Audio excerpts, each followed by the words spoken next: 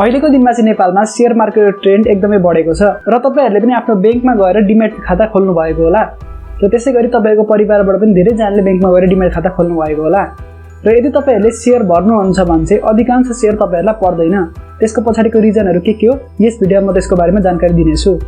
तपाईहरु मध्ये धेरै जनाले चाहिँ आईपीओ भर्दाखेरि 10 किता मात्र एप्लाई गर्नुहुन्छ होला र तपाईले सुन्नु भएको होला 10 किता एप्लाई गर्दाखेरि शेयर पर्दैन भनेर धेरै जनाले भनिरहेका हुन्छन्। त्यसको पछाडीको पनि रिजन के हो त्यो पनि म तपाईलाई जानकारी दिनेछु।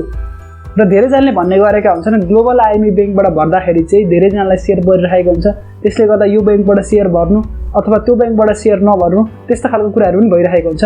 त्यसको पछाडीको पनि के रिजन छ त्यो पनि म यस भिडियोमा कुरा गर्नेछु। र साथै तपाईहरुलाई थाहा होला शेयर निष्कासन गरिसकेपछि तपाईको शेयर भर्ने अवधि 4 देखि 5 दिनको रहन्छ र धेरै जनाले यो पनि भन्छन् कि पहिलो दिन शेयर भर्दाखेरि चाहिँ शेयर पर्दैन, दोस्रो दिन तेस्रो दिन भर्दाखेरि चाहिँ शेयर पर्छ। र त्यसको पछाडीको रिजन के हो यस भिडियोमा म त्यसको बारेमा जानकारी दिनेछु। त्यसैले यो भिडियो अन्तिमसम्म हेरेर साथ दिनु होला है। नमस्कार, म Manjil Koirala tech learn here YouTube च्यानलमा सबैजनालाई स्वागत गर्न चाहन्छु। आउनुहोस् भिडियो सुरु गरौँ।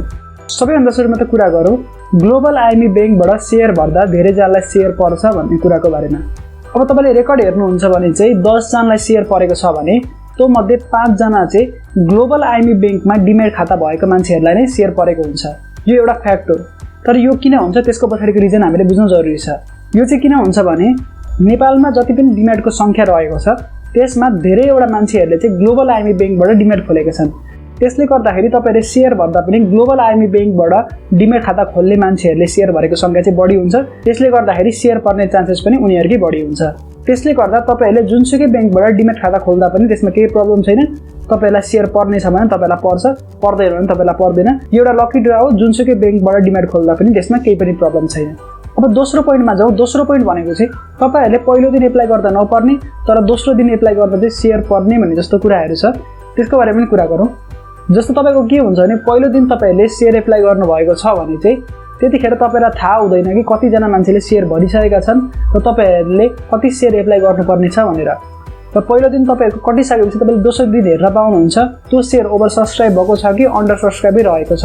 यदि ओभर सब्स्क्राइब भएको छ भने चाहिँ तपाईले 10 किता शेयर एप्लाई गर्नुपर्ने हुन्छ र अन्डर सब्स्क्राइब छ भने चाहिँ तपाईले वेट गरेर अर्को दिन भर्न सक्नुहुन्छ। तर यस भिडियोमा चाहिँ म तपाईहरुलाई कुन शेयरमा तपाईहरुले कति किता शेयर भर्नुपर्ने हुन्छ त्यो पनि जानकारी दिनेछु। यो चाहिँ रहेको थियो पहिलो दिन किन नभर्ने दोस्रो दिन किन भर्ने भन्ने कुराहरु। यो पर्ने नपर्ने भन्ने कुरा चाहिँ कम्प्लिटली लकी ड्रामा भर पर्ने हुन्छ। त्यसले गर्दा तपाईले जहिले भरे पनि तपाईहरुको लकको आधारमा तपाईलाई शेयर पर्ने हो। र तेस्रो कुरा रहेको छ 10 किता भर्ने कि 10 किता भन्दा बढी भर्ने। त्यो चाहिँ तपाईहरुले क्याल्कुलेट गर्नुपर्ने हुन्छ। यसमा फाइदा घाटा केही पनि छैन। तर के हुन्छ भने यदि तपाईहरुसँग धेरै पैसा छैन र तपाईहरुले 10 किता मात्र भर्नु भएको छ तर त्यो कम्पनीको शेयर चाहिँ तपाईलाई 10 किता भन्दा बढी पर्ने छ भने चाहिँ तपाईलाई त्यहाँ घाटा भयो। किनभने तपाईलाई बढी पर्न सक्थ्यो, तपाईले कम मात्र एप्लाई गर्नुभयो। अब तपाईले त्यहाँ क्याल्कुलेट गर्नुपर्ने हुन्छ कि तपाईहरुले कति शेयर एप्लाई गर्ने हो भनेर। अब कति किता एप्लाई गरे त्यो तपाईले कसरी थाहा पाउनुहुन्छ म तपाईलाई कम्प्युटर स्क्रिनमा देखाउन चाहन्छु। अहिले चाहिँ साहस ऊर्जा लिमिटेडले आईपीओ निष्कासन गरेको छ र यो कम्पनीले चाहिँ जम्मा 70 लाख किता आईपीओ निष्कासन गरेको हो। अब तपाईहरुले यो कम्पनीमा कति एप्लाई गर्ने त त्यो कसरी थाहा पाउने? तपाईहरुले यो भन्दा अगाडिको आईपीओमा कति जनाले एप्लाई गरे त्यो एकचोटी हेर्नु होला। करिब 20 देखि 30 लाख जना मान्छेहरुले चाहिँ अहिले आईपीओ भर्ने गर्छन् र प्रत्येक व्यक्तिलाई मिनिमम आईपीओ पर्ने भनेको चाहिँ 10 किता रहेको छ। र 20 लाख जनाले मात्र आईपीओ भरे भने चाहिँ त्यो 2 करोड युनिट हुन जान्छ अथवा 2 करोड शेयर संख्या हुन जान्छ। तर यहाँनेरि त 70 लाख मात्र शेयर खुलेको छ। त्यसले गर्दाखेरि सबै 20 लाख जनालाई चाहिँ त्यो शेयर पर्दैन। यहाँबाट तपाईहरुले बुझ्न सक्नुहुन्छ कि 10 किता मात्र तपाईले एप्लाई गर्दा पनि तपाईहरुले लकी ड्राबाटै यो शेयर पाउने हो।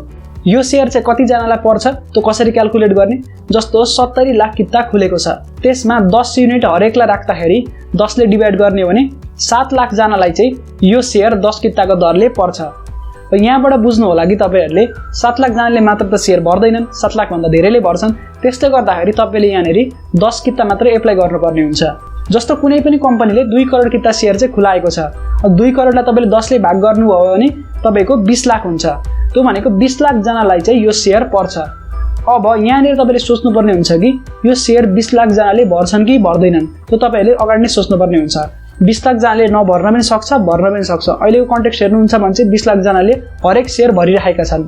तर यतिखेर चाहिँ तपाईले 20 किता भर्दिनु होला किनभने केही भएर 20 लाख जनाले भरेनन् भने कसैको भागमा त 10 किता भन्दा बढी शेयर पर्न सक्छ। त्यसले गर्दा त्यो बेला चाहिँ तपाईले 10 किता भन्दा बढी भर्दिनु होला। त्यो भनेको तपाईले 20 किता भर्नुपर्ने हुन्छ। यसरी तपाईहरुले क्याल्कुलेट गरेर आफूले कति शेयर भर्दाखेरि तपाईलाई फाइदा हुन्छ त्यो तपाईले बुझेर मात्र शेयर भर्नु होला। अब तपाईहरुले 10 किता मात्र पर्ने शेयरलाई चाहिँ 50 किता भर्दिनु भने त्यसमा चाहिँ के घाटा हुन्छ त्यो बुझौं। खासै धेरै घाटा त छैन। यदि तपाईलाई 10 किता पर्छ भने 10 किता पर्यो र त्यसपछि रहेको 40 किताको पैसा चाहिँ तपाईको बैंकमै फिर्ता आउँछ। घाटा चाहिँ के हो भने तपाईहरुसँग लिमिटेड मात्र पैसा छ तर तपाईहरुले 50 किता भर्दिनु भयो भने तपाईको 2 हप्ता 3 हप्ताको लागि चाहिँ त्यो पैसा होल्डमा रहन्छ। तपाईले त्यो पैसा चलाउन पाउनुहुन्न। त्यसले गर्दाखेरि तपाईलाई इमर्जेन्सी पैसा चाहियो भने तपाईहरुसँग पैसा हुँदैन र त्यो पैसा फ्रिजमा रहेको छ। त्यो घाटा चाहिँ तपाईहरुलाई हुन्छ। त्यसले गर्दाखेरि तपाईहरुले शेयर भर्दाखेरि शेयरलाई क्याल्कुलेट गर्नु होला कति किता पर्छ भन्ने त्यो कुरा तपाईले अगाडि नै सोच्नु होला र त्यो अनुसारले मात्र तपाईले शेयर भर्नु होला। यति गर्नुभयो भने चाहिँ तपाईले शेयर बजारमा राम्रो काम गर्न सक्नुहुन्छ। आशा छ भिडियो तपाईलाई मन पर्यो होला। यो भिडियो मन पर्यो भने भिडियोलाई लाइक गर्नु होला, च्यानललाई सब्स्क्राइब गर्नु होला र अरु कुनै प्रतिक्रिया भए तल कमेन्ट गर्न नबिर्सिनु होला। म भेट्छु तपाईलाई अर्को भिडियोमा। त्यतिन्जेलको लागि मलाई बिदा दिनुहोस्। धन्यवाद।